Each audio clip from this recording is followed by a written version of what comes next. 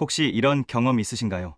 주말 저녁 친구들과 함께 기대하던 영화를 보러 극장에 갔을 때의 일입니다. 화면 속 주인공이 절망적인 상황에 빠져 오열하기 시작합니다. 그 순간 관객석에 앉아있던 당신의 심장도 마치 누군가 꽉 쥐어짜는 것처럼 아파옵니다. 단순히 슬픈 감정을 넘어서 가슴이 먹먹해지고 호흡이 가빠지더니 급기야 눈물이 뺨을 타고 흘러내립니다. 주변을 둘러봅니다. 그런데 이상합니다. 바로 옆에 앉은 친구는 팝콘을 집어 먹으며 무덤덤한 표정으로 스크린을 보고 있습니다. 심지어 어떤 관객은 지루한지 하품을 하기도 합니다. 순간 당신은 당황스러움과 함께 묘한 소외감을 느낍니다. 아니, 저렇게 슬픈 장면인데 왜 아무도 안 울지? 내가 너무 유난스러운 건가? 그냥 영화일 뿐인데 나는 왜 이렇게까지 힘들어하는 걸까? 영화가 끝나고 불이 켜졌을 때 친구가 묻습니다. 야, 너 울었어. 그게 그 정도였나? 악의 없는 그 친구의 한마디가 가슴에 비수처럼 꽂힙니다. 아마 이 영상을 클릭하신 여러분 중 많은 분이 소위 말하는 MBTI, 대문자 F, 감정형 성향을 가진 분들일 겁니다.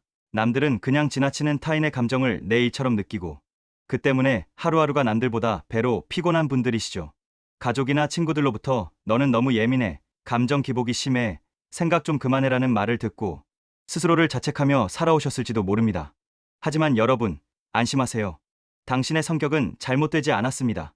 당신이 유별난 게 아니라 당신의 뇌가 남들보다 성능이 월등히 좋은 공감 레이더를 달고 태어났을 뿐입니다. 오늘 영상에서는 2010년 이후 밝혀진 최신 뇌과학 연구들을 바탕으로 당신이 왜 남들보다 더 많이 느끼고 더 많이 아파할 수밖에 없는지 파헤쳐 드립니다. 특히 영상 후반부에는 이 피곤한 능력이 사실은 당신을 성공으로 이끄는 엄청난 잠재력이라는 놀라운 연구 결과를 알려드릴 테니 꼭 끝까지 시청해 주시기 바랍니다. 먼저 우리가 겪는 이 증상을 명확히 정의할 필요가 있습니다. 심리학에서는 여러분 같은 사람들을 HSP, 즉 초민감자라고 부릅니다.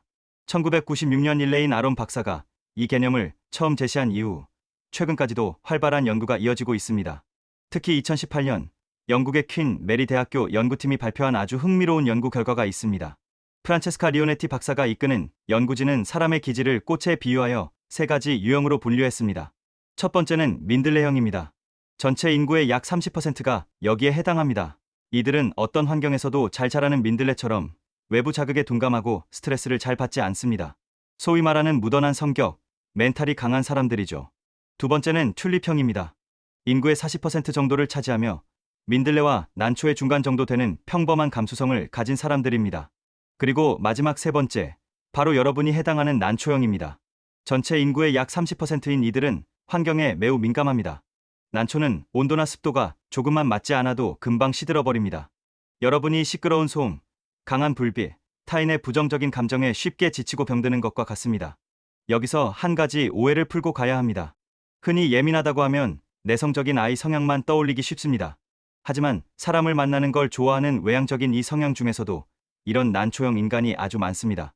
친구들과 신나게 수다를 떨고 노는 건 좋은데 집에만 오면 마치 방전된 배터리처럼 쓰러져서 한마디도 못하는 분들 계시죠.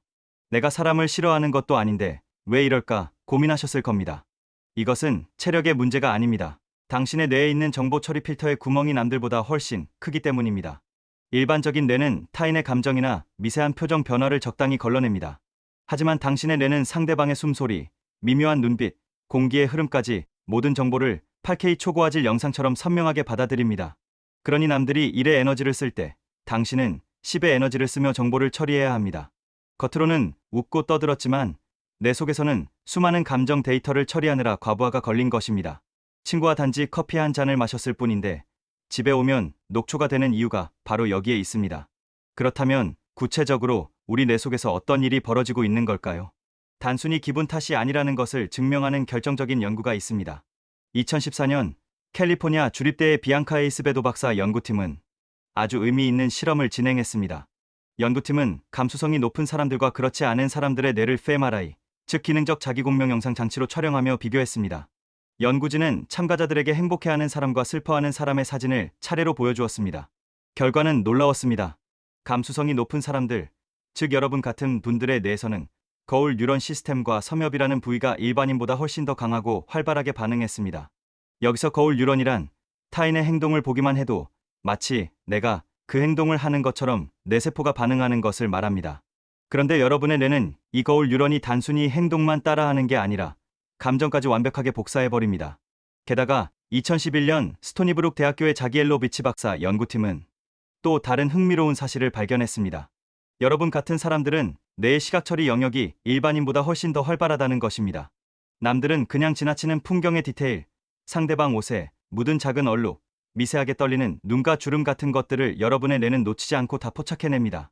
그러니 친구가 남자친구와 헤어져서 울고 있을 때 당신이 가슴이 답답하고 명치가 아파오는 것은 착각이 아닙니다. 당신의 뇌가 그 슬픔을 시각적으로, 정서적으로 200% 확대해서 받아들이고 있기 때문입니다. 이것은 과학적으로 증명된 사실입니다.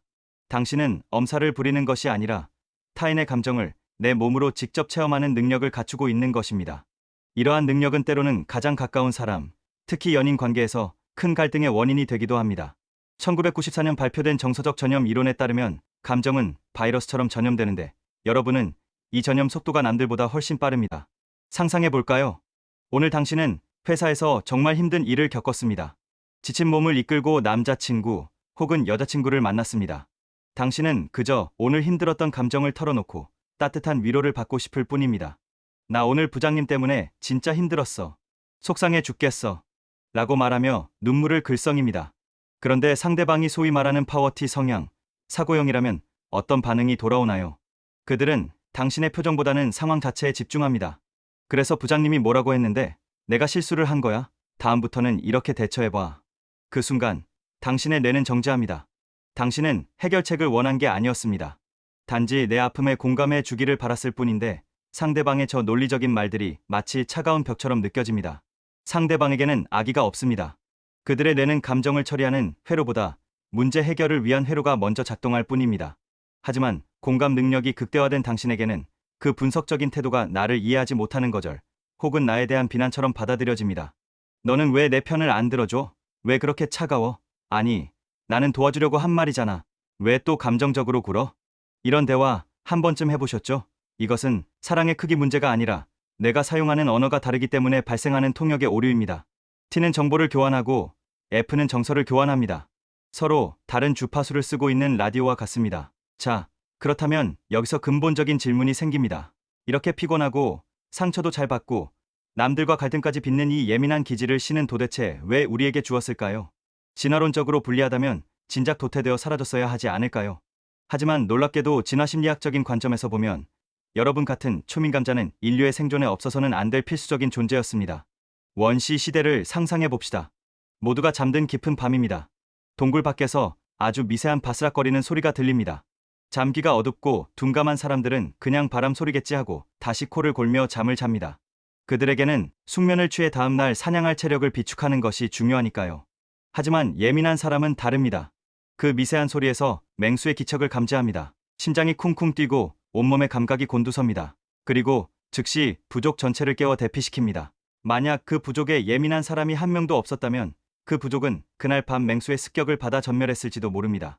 즉, T 성향의 사람들이 밖에서 사냥해 오는 공격수였다면 F 성향의 여러분은 위험을 미리 감지하고 집단을 지키는 수비수이자 파수꾼이었던 겁니다. 남들이 보지 못하는 위험을 먼저 감지하고 집단 내의 미묘한 갈등 기류를 미리 포착해서 싸움을 막는 역할. 그것이 바로 여러분의 조상들이 대대로 해왔던 아주 중요한 임무입니다. 실제로 2011년 런던 유니버시티 칼리지의 연구 결과가 이를 뒷받침합니다. 연구팀에 따르면 사람들은 평화로울 때는 강한 리더를 원하지만 위기 상황일수록 감수성이 높은 사람을 리더로 따르려는 경향이 있다고 합니다. 상황의 미묘한 변화를 더 빠르고 정확하게 파악해서 생존 확률을 높여주기 때문입니다. 그러니 자부심을 가지셔도 좋습니다. 당신이 남들보다 예민한 것은 당신이 그만큼 중요한 역할을 맡고 있다는 증거입니다. 이렇게 우리는 생존을 위해 선택받았지만 현대 사회에서 이 능력은 또 다른 방식으로 빛을 발합니다. 최근 심리학계에서는 여러분의 이 특성을 이득 민감성이라는 이론으로 재평가하고 있습니다. 2015년 런던 퀸 메리 대학교의 마이클 플루스 박사가 발표한 연구를 주목해 볼 필요가 있습니다. 이전까지 심리학자들은 예민한 사람들이 나쁜 환경에서 더 쉽게 상처받는다는 점, 즉 취약성에만 집중했습니다. 하지만 플루스 박사의 연구 결과는 반전이었습니다. 예민한 사람들은 나쁜 환경에서 더 힘들어하는 만큼 좋은 환경에서는 일반인보다 훨씬 더 긍정적인 영향을 많이 받고 더 크게 성장한다는 것입니다. 연구팀은 사람의 기질을 꽃에 비유했습니다. 첫 번째는 민들레형입니다. 어떤 환경에서도 잘 자라는 둔감하고 멘탈이 강한 사람들입니다. 두 번째는 튤립형입니다. 보통의 감수성을 가진 대다수의 사람들입니다. 그리고 마지막 세 번째, 바로 여러분이 해당하는 난초형입니다. 난초는 키우기 까다롭습니다. 온도나 습도가 조금만 맞지 않아도 금방 시들어버립니다. 여러분이 시끄러운 소음이나 타인의 부정적인 감정에 쉽게 지치고 병드는 것과 같습니다. 하지만 난초는 적절한 온도와 물이 제공되면 그 어떤 꽃보다 화려하고 아름다운 꽃을 피웁니다. 반면 민들레는 아무리 좋은 비료를 줘도 그냥 민들레일 뿐입니다. 여러분도 마찬가지입니다. 좋은 영화 한 편을 보고 인생이 바뀌는 경험, 아름다운 풍경을 보고 눈물이 날 만큼 벅찬 감동을 느끼는 것, 누군가의 작은 친절에 하루 종일 행복해하는 것. 이것은 둔감한 사람들은 죽었다 깨어나도 느낄 수 없는 오직 여러분만의 초능력입니다. 실제로 역사적으로 위대한 예술가, 작가, 상담가들은 대부분 여러분 같은 난초형 인간이었습니다. 남들이 보지 못하는 것을 보고 남들이 느끼지 못하는 것을 느껴서 그것을 세상에 표현해냈기 때문입니다. 당신은 약한 사람이 아닙니다. 당신은 타인의 아픔을 함께 짊어질 수 있을 만큼 그릇이 큰 사람이고 세상의 미세한 떨림을 감지할 수 있는 섬세한 안테나를 가진 사람입니다. 난초는 아무 흙에서나 자라지 않습니다. 하지만 그만큼 귀하고 아름답습니다. 당신이 지금 힘든 건 당신이 잘못된 게 아니라 당신이 뿌리내린 곳이 잠시 척박하기 때문일지도 모릅니다. 스스로를 탓하지 마세요. 대신 당신이라는 난초가 꽃 피울 수 있는 좋은 환경, 좋은 사람들 곁으로 조금씩 이동해 보세요. 이 영상이 남몰래 영화관에서 눈물을 훔치던 당신에게, 그리고 티들 사이에서 외로웠던 당신에게 작은 위로와 확신이 되었기를 바랍니다. 오늘 밤은 타인의 감정이 아닌 오롯이 당신만의 평온함 속에 머무시길 바랍니다. 마음의 과학이었습니다. 오늘 내용이 마음에 드셨다면 구독, 좋아요 부탁드립니다. 감사합니다.